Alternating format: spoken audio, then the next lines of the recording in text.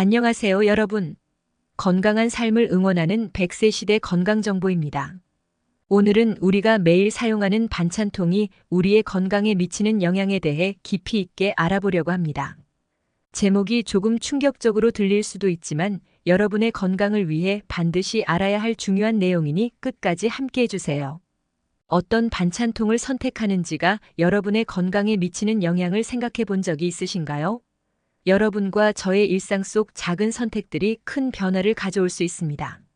그러니 오늘은 이 작은 선택이 우리의 건강에 어떤 영향을 미치는지, 그리고 어떻게 안전하게 사용할 수 있는지 알아보겠습니다. 일상에서 우리는 다양한 종류의 반찬통을 사용합니다.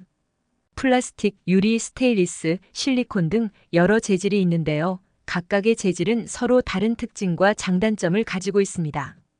예를 들어 플라스틱 반찬통은 가볍고 가격이 저렴하여 많은 사람들이 선호하지만 건강에 대한 위험성도 존재합니다. 플라스틱에는 비스페놀 A라고 하는 BPA라는 화학물질이 포함되어 있어 이는 체내에서 호르몬과 유사한 작용을 할 수 있습니다.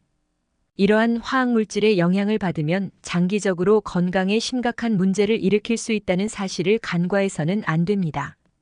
플라스틱 반찬통은 환경적으로도 문제가 될 수 있습니다. 2019년에 발표된 연구에서는 BPA가 포함된 플라스틱 용기를 사용하는 사람들의 유방암 발병률이 높다는 결과가 나왔습니다.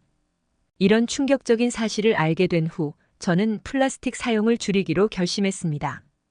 게다가 플라스틱은 열에 노출될 때 더욱 위험해집니다. 뜨거운 음식을 담거나 전자레인지에 사용하면 화학물질이 방출될 수 있습니다. 이를 방지하려면 고온의 음식을 담을 때는 대안으로 어떤 반찬통이 좋을까요? 유리와 스테인리스가 좋은 선택입니다. 유리는 화학 반응이 없고 세척이 용이하여 세균 번식이 줄어들어 위생적으로 사용할 수 있습니다. 게다가 고온에 강하기 때문에 뜨거운 음식을 담아도 안전하죠. 스테인리스 반찬통 역시 매우 안전한 재질입니다. 내구성이 뛰어나고 외부 충격에도 강해 오랫동안 사용할 수 있습니다. 최근 연구에서도 유리와 스테인리스 용기를 사용하는 사람들이 플라스틱 용기를 사용하는 사람들보다 건강 지표가 좋다는 결과가 나왔습니다. 그렇다면 어떻게 반찬통을 안전하게 사용할 수 있을까요? 다음에 몇 가지 팁을 참고해 주세요. 플라스틱 반찬통은 전자레인지 사용을 피하고 고온의 음식은 바로 담지 않도록 해주세요. 고온에서 화학물질이 방출될 수 있습니다. 그리고 매일 사용하는 반찬통은 세척할 때 세균이 잘 제거될 수 있도록 주의 깊게 닦아주세요.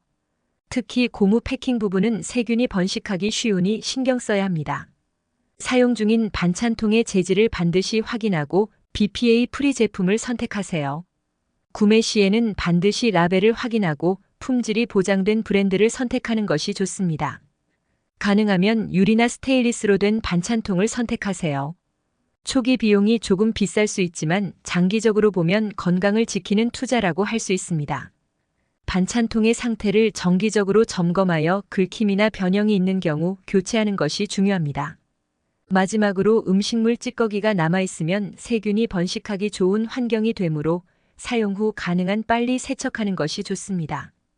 저도 예전에는 플라스틱 반찬통을 많이 사용했어요. 뜨거운 음식을 담았던 통에서 유해 물질이 나왔다는 사실을 알게 되었을 때 정말 충격적이었죠.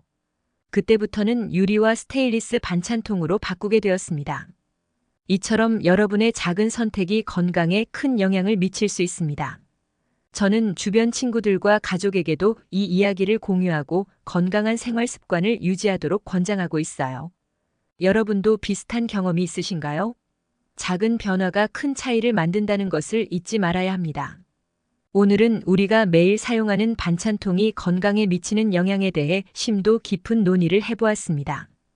간단한 선택으로 여러분의 건강을 지킬 수 있으니 앞으로 더욱 신경 써주세요. 여러분의 작은 변화가 건강한 삶으로 이어질 수 있습니다. 이 영상이 유익했다면 좋아요와 구독 버튼 꼭 눌러주세요. 그리고 궁금한 점이나 의견은 댓글로 남겨주시면 제가 최대한 답변해 드리도록 하겠습니다. 다음 영상에서 또 만나요. 여러분의 건강을 항상 응원합니다.